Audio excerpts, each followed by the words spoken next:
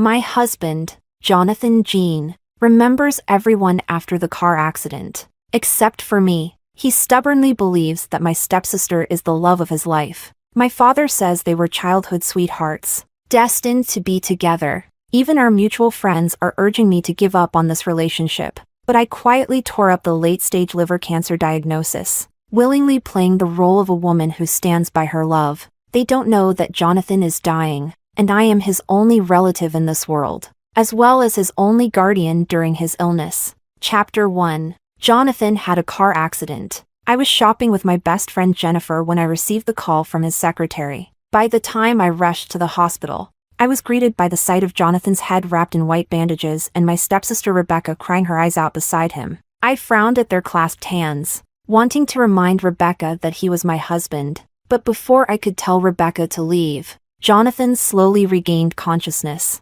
His eyes roamed around the room before landing on Rebecca in front of him. The atmosphere in the room became intimate. He gently wiped away the tears from the corner of Rebecca's eyes with his free hand, as if I, his rightful wife, did not exist. My heart ached deeply. 5 years of marriage had long since faded the passion of youth. Although we couldn't maintain the initial romance, we still respected each other and lived harmoniously. He had never treated me like this in front of others, completely disregarding my feelings. But considering he had just been in a car accident, I chose to swallow my bitterness and softly asked, "Jonathan, are you feeling any discomfort?"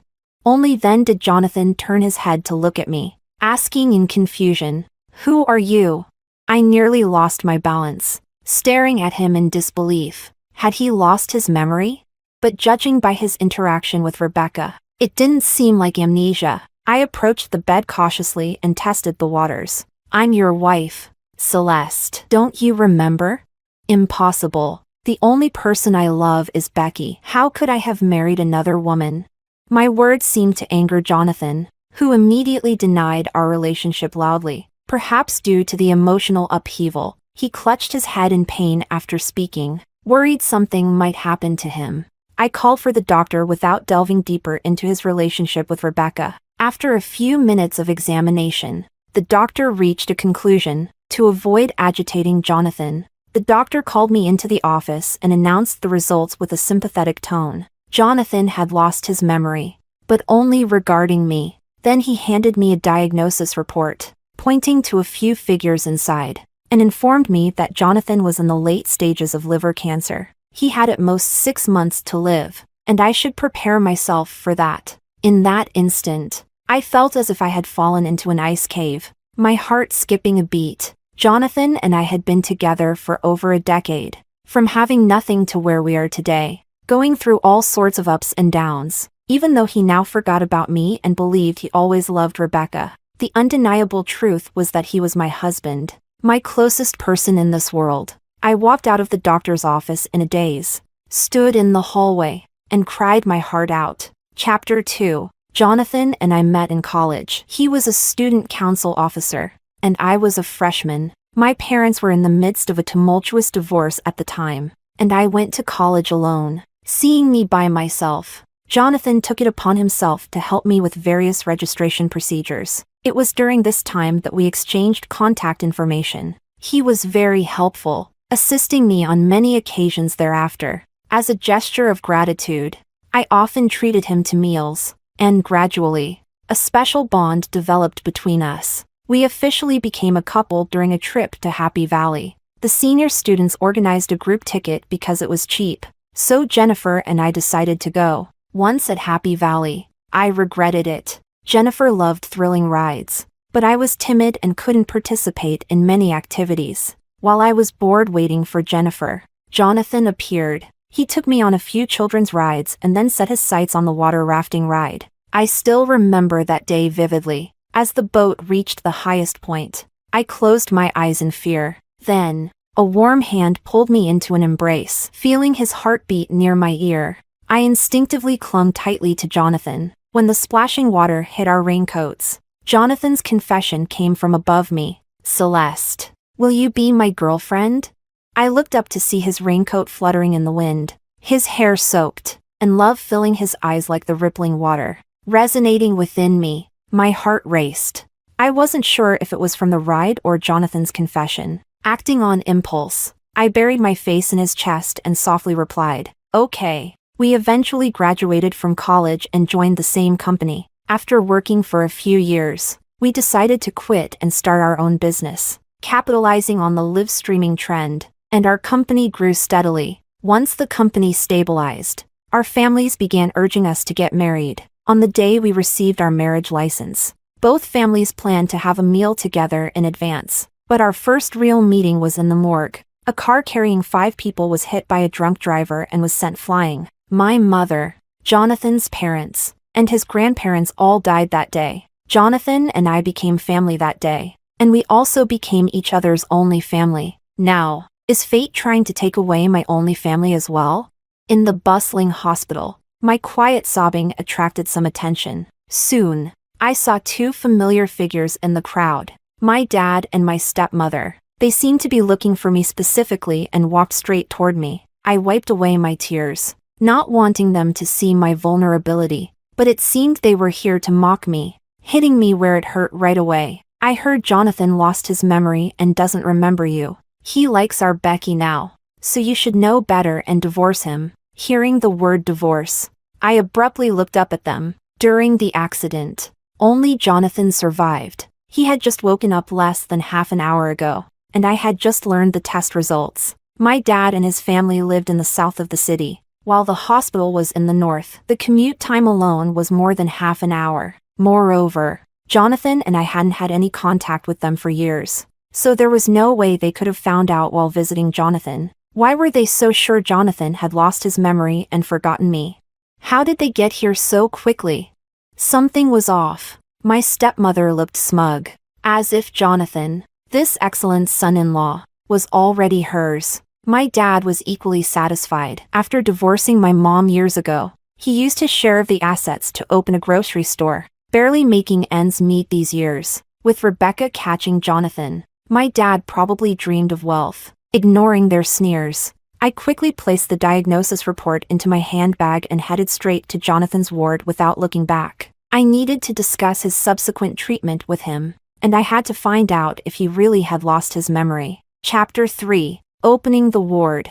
I saw Rebecca feeding Jonathan. I frowned, looking at the tender exchange between their eyes. If I remember correctly, Jonathan injured his head in the accident, not his hands. Catching my gaze, Rebecca's eyes quickly reddened, tears threatening to fall, making her look pitiful. She stood up and nervously explained, "Sister, I was just feeding Jonathan because he was hungry. If you mind." At that moment, I didn't want to compete with her for Jonathan's attention. His condition was the most important thing. I immediately interrupted her. "Miss Zhang, I want to speak to Jonathan alone." But Rebecca wrung her hands, her eyes anxiously darting to Jonathan, seemingly troubled by my words. "Enough." Jonathan cut off my words. The usually composed and reserved Jonathan had reddened eyes. Ignoring the 4 in his hand, he got up from the bed and embraced Rebecca. In his eyes was a disgust I had never seen before,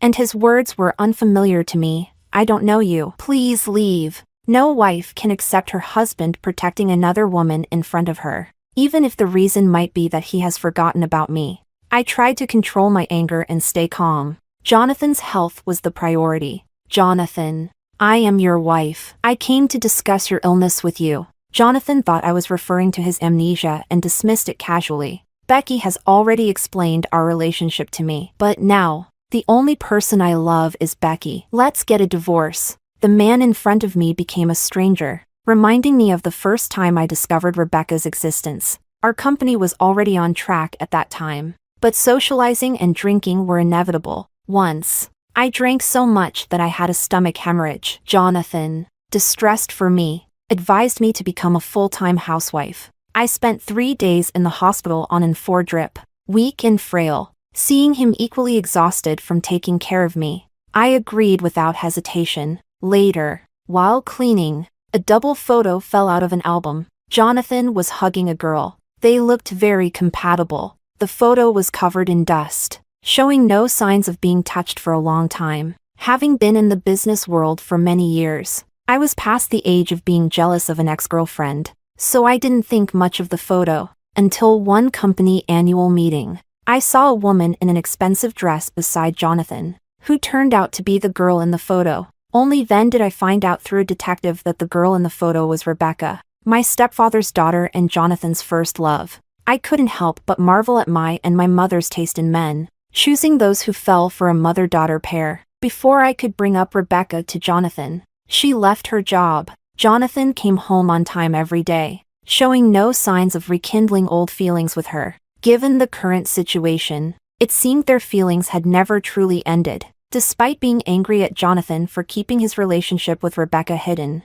he was still my husband. I wasn't willing to give up, Jonathan. We've been together for over a decade. I must. Before I could finish, my dad and stepmother entered the ward. They were sweating profusely, as if it had taken a great effort to find Jonathan's room. My dad tried to drag me out of the ward, while my stepmother feigned concern. Celeste, Becky and Jonathan grew up together. Their feelings for each other are no less than yours. Seeing I wasn't leaving, my dad also tried to persuade me. Yes, they were childhood sweethearts. They belong together. Sully, listen to your dad. Don't make things difficult for Jonathan. Divorce him, he said, pulling me out more forcefully. I stumbled and saw Rebecca holding her slightly swollen belly. In a flash, I understood. The amnesia was a ruse to get me to divorce him. Rebecca was probably already carrying their child. I was dragged outside, my dad still trying to persuade me. Why are you being so stubborn? Jonathan has been so good to you. Can you bear to see him troubled?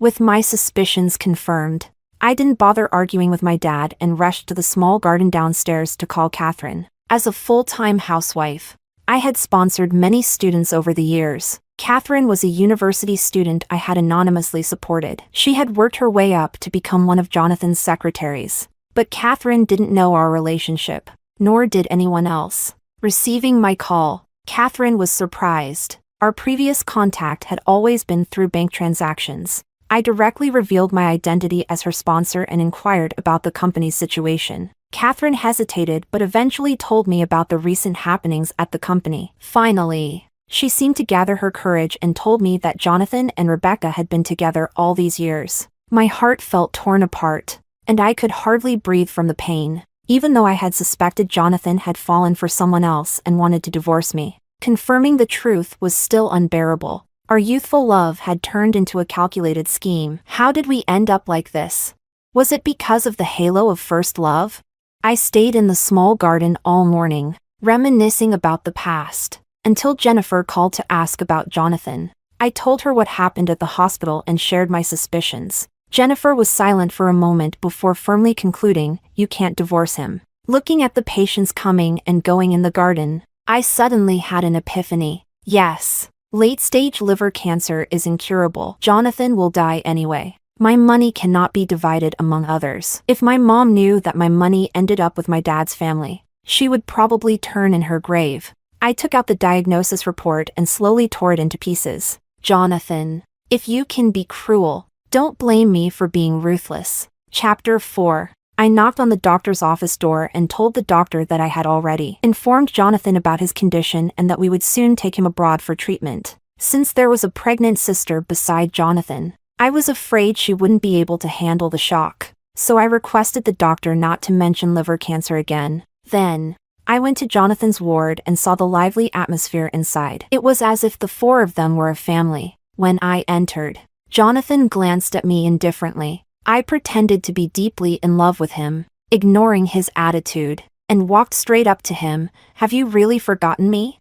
Jonathan turned his head away in disgust, as if I were something dirty. Even though I had expected his reaction, my heart still ached. Choking up, I continued, "I can divorce you." Jonathan looked at me with suspicion, seemingly surprised at how smoothly things were going. At the same time, the other three people in the room showed expressions of joy, which I pretended not to notice. I went on, "But I don't want you to regret it once you remember everything. So, if you agree, let's take 1 month to try and find your memories together. If after 1 month, you still don't remember me, I will agree to let you go. A peaceful separation." After saying this, I couldn't hold back my emotions any longer. I squatted down and cried softly in front of Jonathan. I knew Jonathan would agree. Compared to me filing for divorce due to his infidelity, a peaceful separation was more appealing to him. But there's still a 1-month cooling-off period before the divorce. Within these 2 months,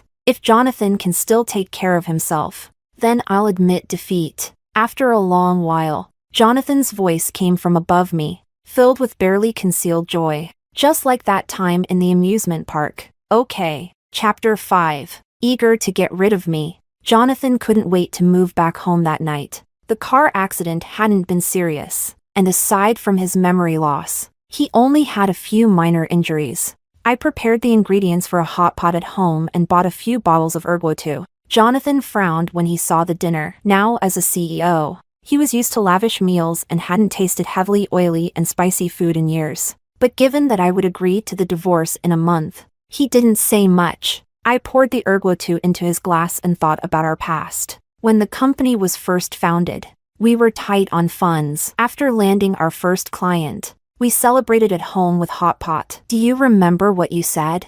Jonathan was momentarily stunned. Then, to hide his guilt, he downed the white liquor in front of him in one gulp.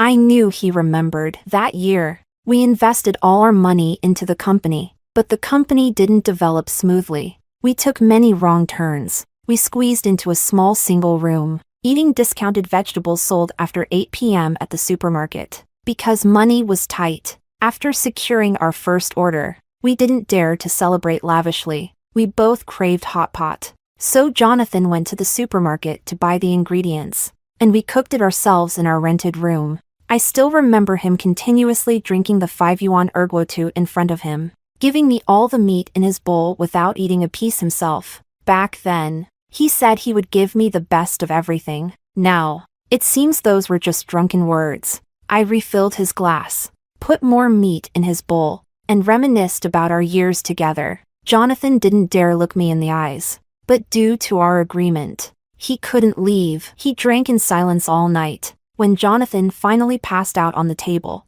I helped him to bed and took a suggestive photo. I immediately posted it on my social media, visible only to my dad. Sure enough, Jonathan's phone rang shortly after. Rubbing his forehead, Jonathan answered the call. He reassured Rebecca gently for a while before hanging up. Perhaps Rebecca said something, because Jonathan eventually got up, leaned against the wall, and went to sleep in the guest room. As he walked past me, I deliberately waved my hand, which had touched onions, in front of my eyes, pretending to be heartbroken and tearful. The next morning, Jonathan went to work. I took the opportunity to contact the private detective from back then to investigate Rebecca's family. Within the morning, the detective sent me information about Rebecca's recent life. It turned out that after the party years ago, Jonathan had kept Rebecca hidden away, playing the role of a secret lover. They had been together for 3 years, and Rebecca had just found out she was pregnant 2 days ago.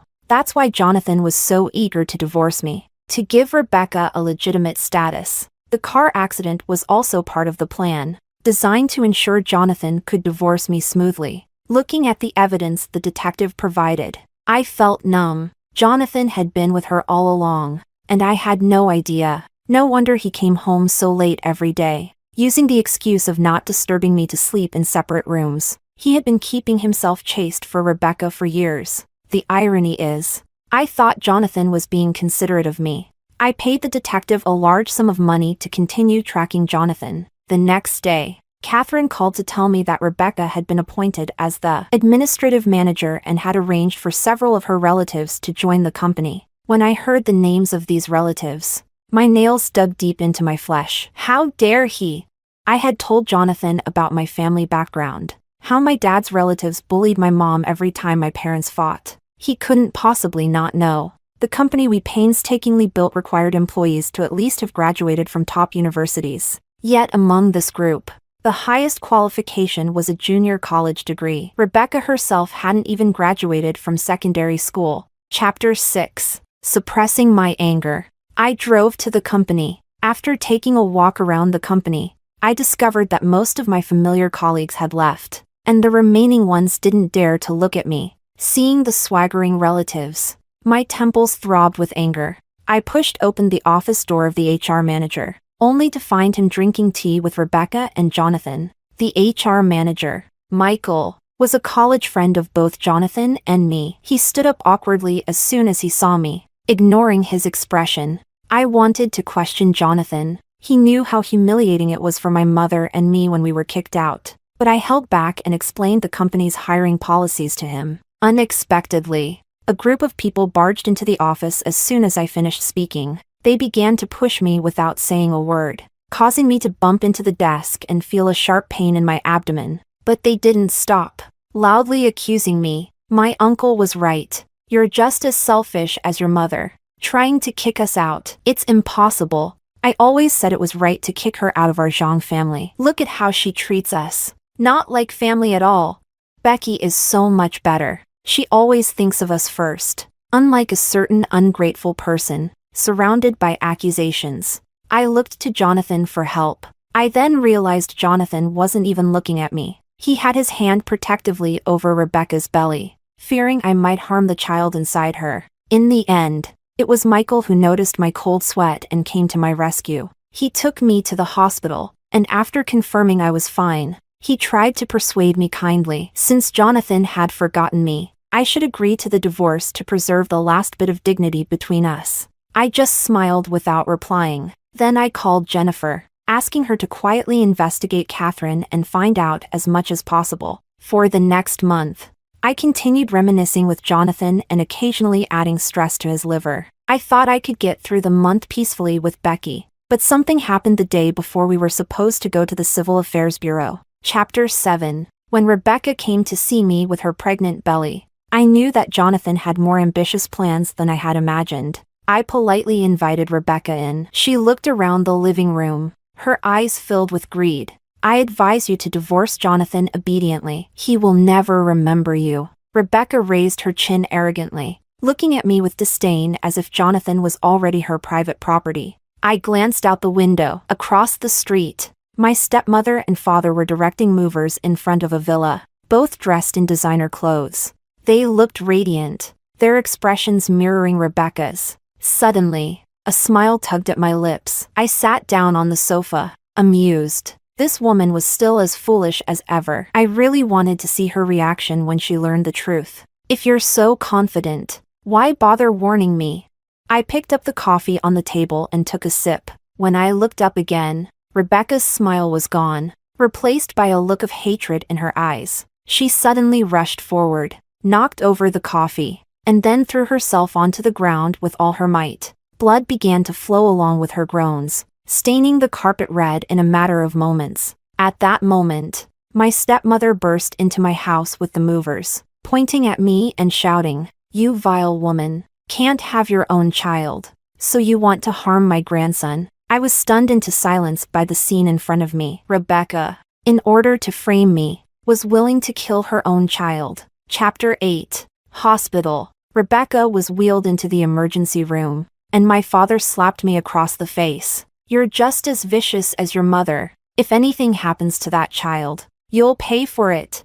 Holding my burning cheek, I looked at my father in disbelief. I never thought that this man, who had been weak his entire life, would hit his own daughter for Rebecca. Years ago, because he was seen as an honest man, my mother married him without much thought. But his honesty meant he was often bullied at work. Even after working for over 20 years, he still earned the lowest salary. Despite living off my mother's breakfast shop, he insisted on helping his relatives. When I was 18 and needed money for college tuition, my mother refused to lend money to his relatives for medical bills. This small act of refusal turned into great resentment, and the next day, people from our village came to urge my parents to divorce. In her anger, my mother decided to leave with me, taking nothing with us. Since then, I hadn't contacted him, not even when my mother passed away. Now, he dared to hit me. I immediately slapped him back,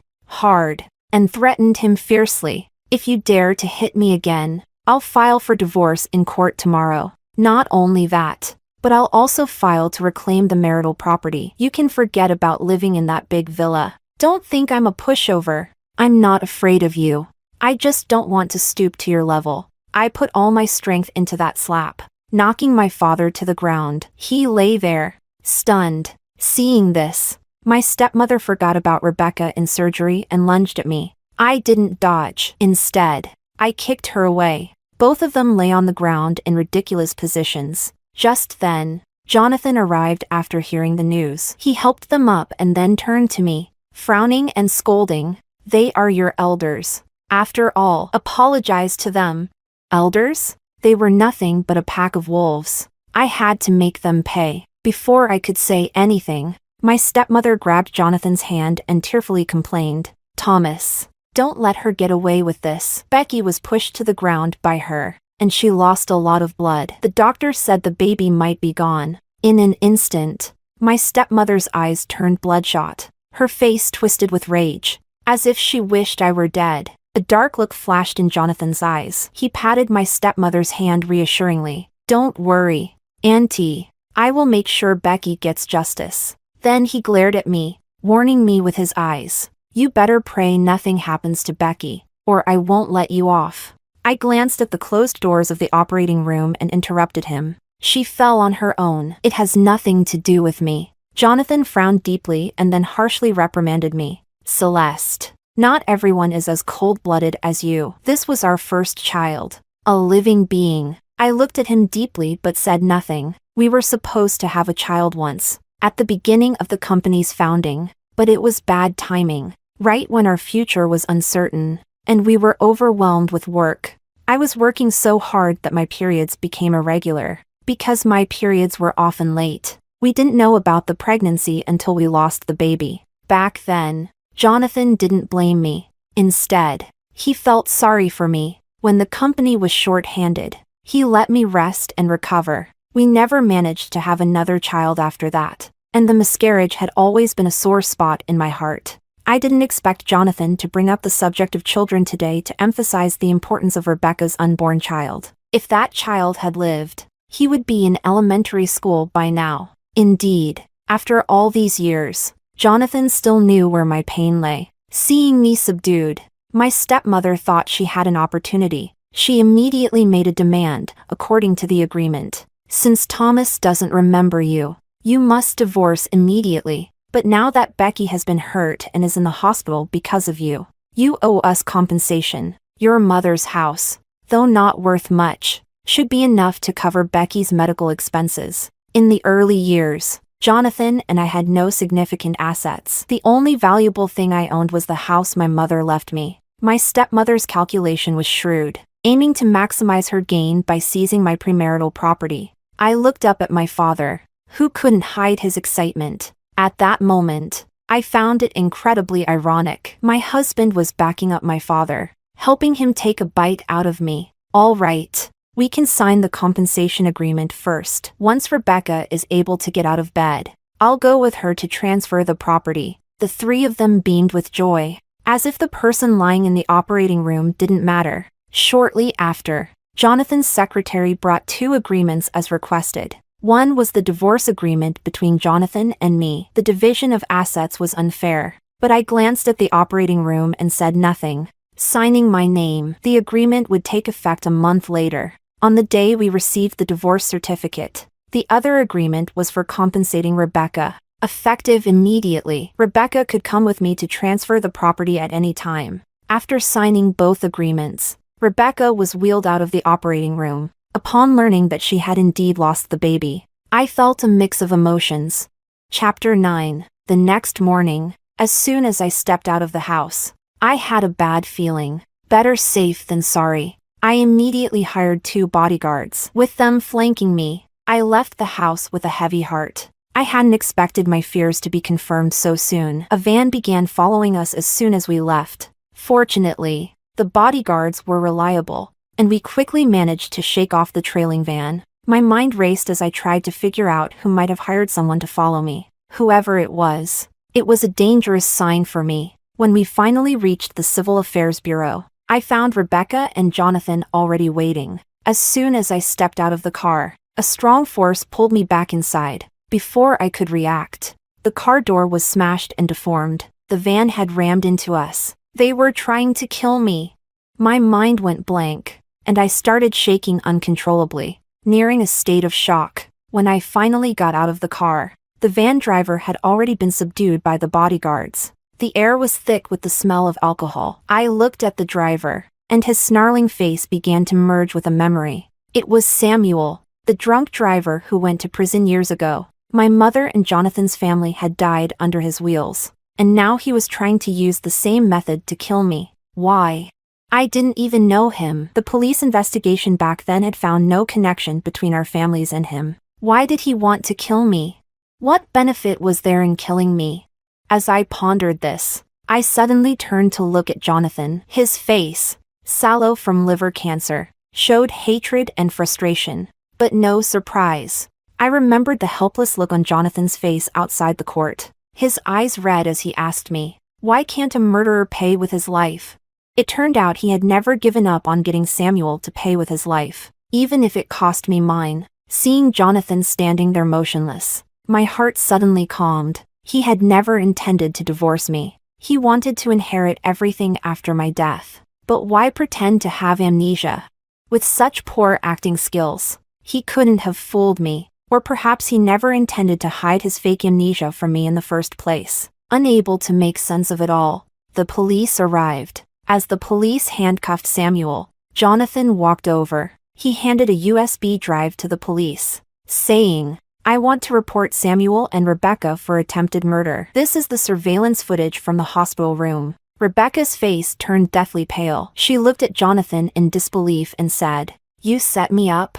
Jonathan remained indifferent, looking at her with nothing but disgust. He coldly said, "It was you who gave up on me first. How dare you ask me to marry you after I became successful? Just because my mother refused your unreasonable demands, you had your lapdog kill them. All these years, I've been waiting for a chance to bring you to justice. Finally, I've got it. Do you think I pretended to have amnesia out of love? Did you really think I had fallen for you?" Jonathan's eyes glistened with tears as he spoke, gripping Rebecca's hand tightly to prevent her from escaping. Rebecca struggled, trying to break free from Jonathan's grasp. "No, you can't do this. I was pregnant with your child." "My child?" Jonathan sneered. "If it was my child, why did you have a miscarriage the day after I mentioned a paternity test?"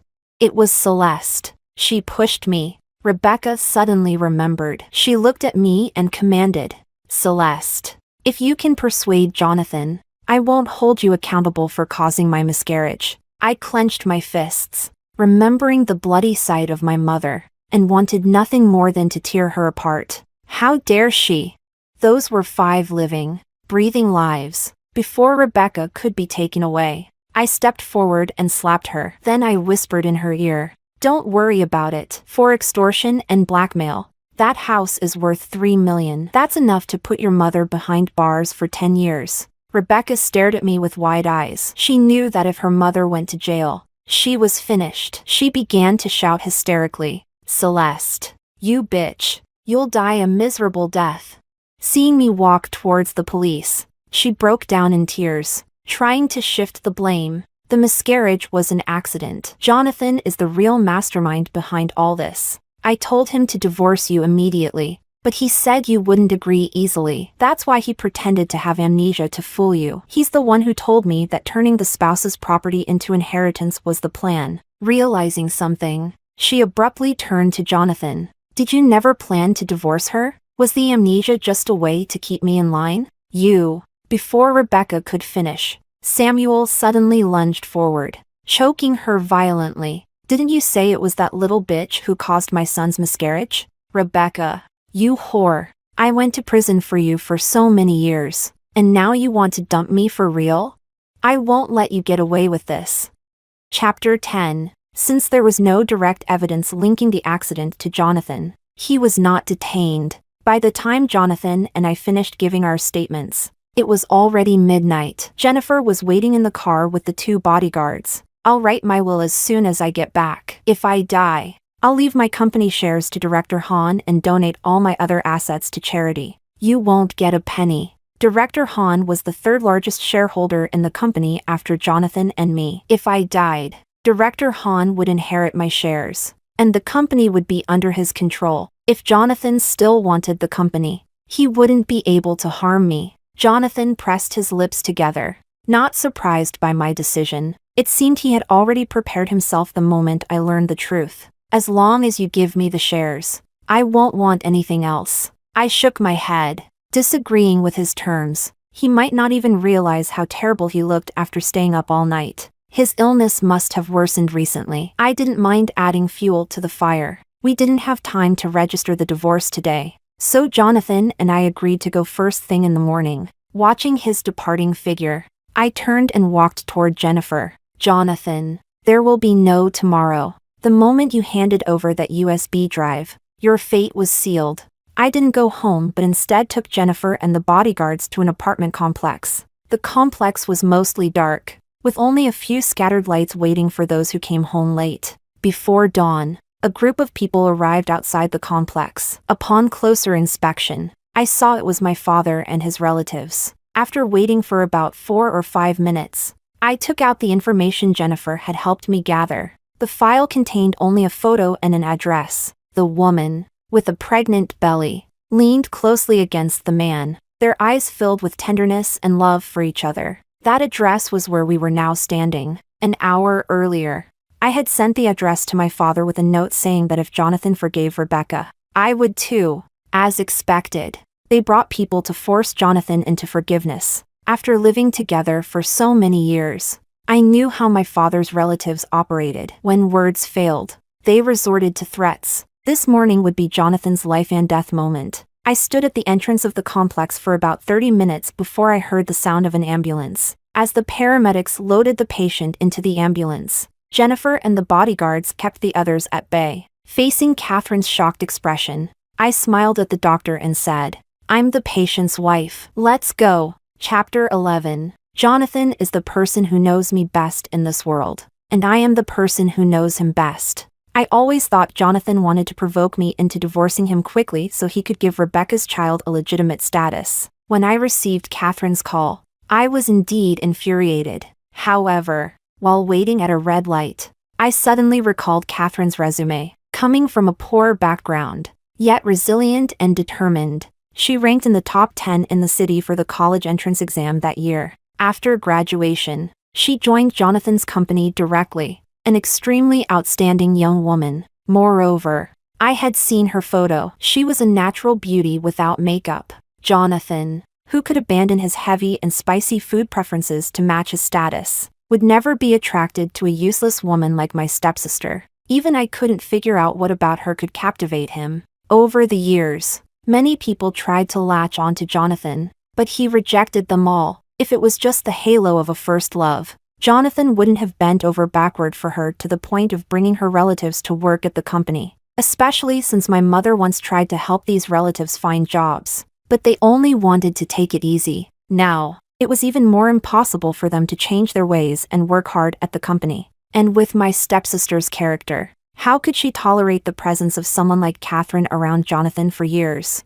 It seemed my stepsister and her relatives were just tools to provoke me. As for what role Catherine played in all this, I had no idea. When I arrived at the company, I specifically took a tour to see if Catherine was being threatened. But when I finished my tour, I found that Catherine's workstation was already empty. That's when I realized Catherine had lied. I played it smart and didn't go to the private investigator from back then. Instead, I asked Jennifer to help me investigate Catherine. The results were surprising. Catherine owned a property worth $30 million. Even though Catherine's salary at the company was substantial. Given her background, she couldn't have afforded such an expensive house. After several days of surveillance, Jennifer's friend finally made a discovery. He captured photos of Jonathan and Catherine together.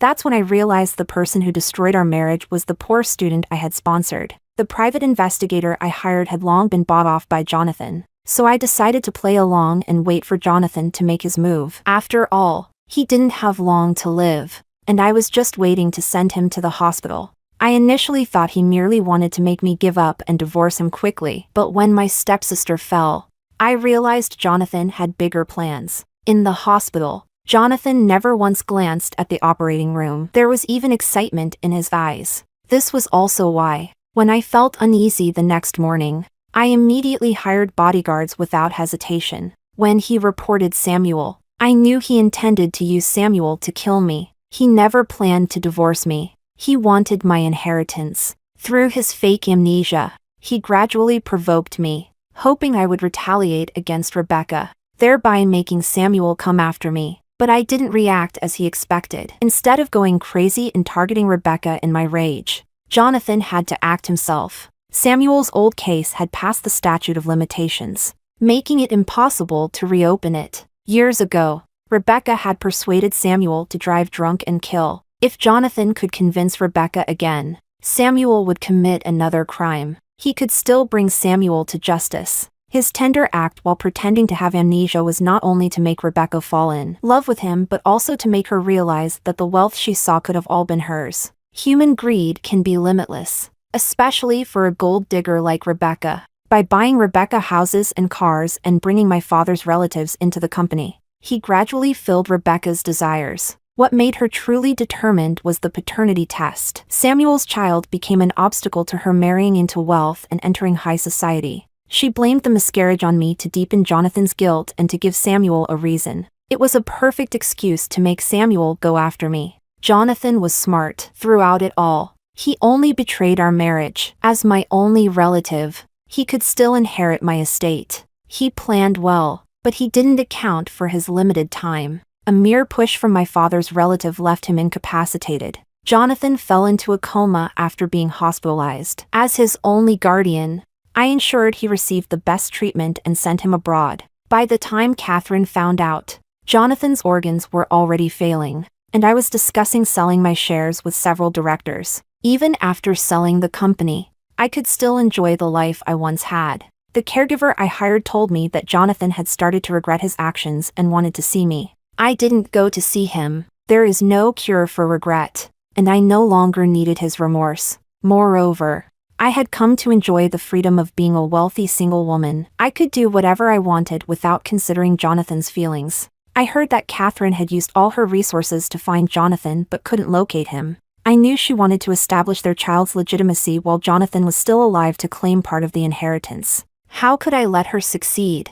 I immediately informed the hospital to cease treatment and let Jonathan fend for himself. After Jonathan died, I had his body cremated and liquidated his assets. Selling his shares, I discovered that over the years, he had spent a considerable amount on Catherine, while he only bought Rebecca a refurbished car and paid the down payment for the villa. It was clear whom Jonathan truly loved. I applied to the court to reclaim the marital property. Catherine, in the end, returned to her hometown with her newborn child. I didn't make things difficult for her. When Mr. and Mrs. Jean were alive, they treated me well, so I considered this leaving a legacy for the Jean family. As for my father's family, after recovering the down payment, they came to me with the compensation contract. I immediately had my bodyguards and lawyers block them and sued them for extortion and fraud. After noticing Jonathan's odd behavior, I had installed hidden cameras in my home, which captured Rebecca's staged performance. The contract was evidence of their fraudulent scam. Jonathan knew the loopholes in the contract, but he didn't stop me. It seemed he hated everyone around Rebecca and wanted my father's family in jail as well. Seeing my stepmother beat and kick my father after I mentioned the fraud charges, shouting, "Look at the daughter you raised. Not only did she get our Becky into prison, but she also wants us in there too." Watching the farce before me, I felt immense satisfaction, finally avenging my mother. As for Samuel and Rebecca's case, it is still under investigation. I heard that the police found new evidence suggesting that Jonathan's liver cancer was caused by Samuel's prolonged poisoning. In the apartment Jonathan rented for Rebecca, Samuel applied the drugs to Jonathan's toothbrush and utensils. He wanted Rebecca to quickly inherit the estate after marrying Jonathan, so they could reunite as a family of 3 soon. However, he feared Rebecca might ruin things, so he didn't tell anyone about it. In the end, it worked out in my favor. Leaving the lawyer to negotiate with my father's family, I walked out of the villa. I called Jennifer, and her excited voice came through the receiver. "What's up, my rich lady? Let's go shopping today. It's on me."